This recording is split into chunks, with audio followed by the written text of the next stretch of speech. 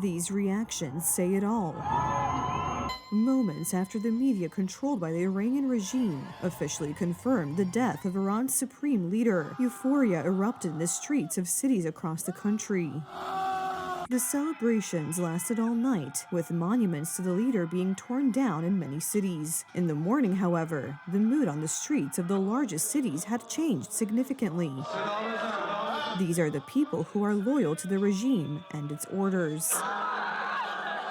According to information provided by the United States and Israel, Ayatollah Ali Khamenei was killed in a precision strike targeting the command structure of the Iranian armed forces. Some of the top military commanders were also reported to have been killed along with him.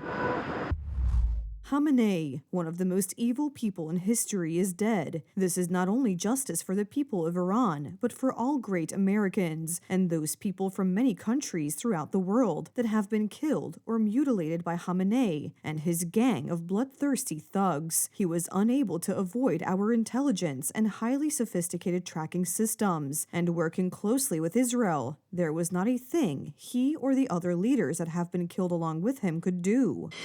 Israeli command reported that the operation had been months in the making and was based on intelligence gathering and precision airstrikes. According to sources in Washington, the CIA had been tracking the Ayatollah's movements, habits, meeting times, and entourage. When it received information about a meeting of the entire command staff planned for Saturday morning, the decision to strike was made.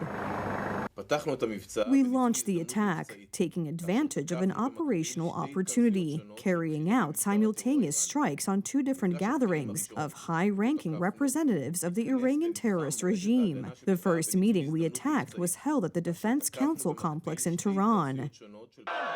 The Iranian ISNA agency reported that the duties of the supreme leader had been transferred to Ayatollah Arafi, who is to serve on an interim basis. At the same time, the next levels of command are being replaced by lower-ranking members of the state leadership. President Masoud Pezeshkian also appeared in a live interview for the first time.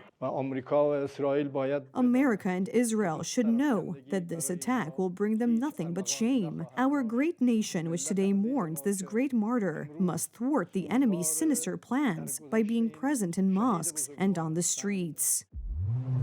Tehran announces devastating retaliation. Iranian state media showed fighter jets taking off and announced preparations for a military response on an unprecedented scale. For us, this is not just a war for survival, but long-suppressed anger, whose time for ultimate revenge has now come. With the support of tens of millions of loyal Iranians and our belief in the special grace of the 12th Imam, may Allah hasten his return. We will strike you with such powerful and terrifying blows that you yourselves will beg for mercy. The problem is that both the equipment, American-made aircraft that are half a century old, transferred to Iran before the Islamic Revolution, and the infrastructure, bombed by Israel and the United States, may not be enough for any significant response. Throughout the day, Israel continued its airstrikes on military targets in Tehran and other parts of the country, reporting the destruction of aviation infrastructure and weapons depots.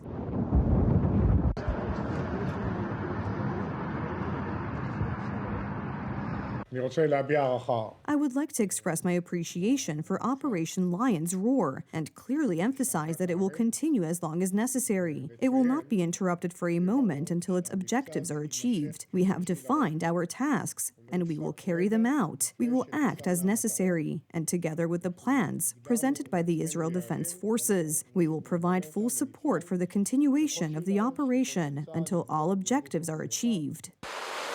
Donald Trump, in turn, responded unequivocally to the threats of revenge. He argued that the Americans had not even shown a fraction of their military potential. Iran just stated that they are going to hit very hard today, harder than they have ever hit before. They better not do that, however, because if they do, we will hit them with a force that has never been seen before. Iran has again attacked targets across the region. Alarms were sounded in several Persian Gulf countries, and residents took to shelters. Iranian missiles fell again on Israel, Bahrain, Saudi Arabia, Qatar, and the United Arab Emirates. Israeli emergency services have confirmed the deaths of 8 people as a result of Iranian missile strikes. According to regional sources, Saudi Arabia's Crown Prince Mohammed bin Salman has approved preparations for a military response to the Iranian missile attacks. There are also growing concerns about the safety of oil transport through the Strait of Hormuz, one of the world's most important energy routes. Iran has attacked at least 2 tankers there, and traffic in the strait has dropped to 0.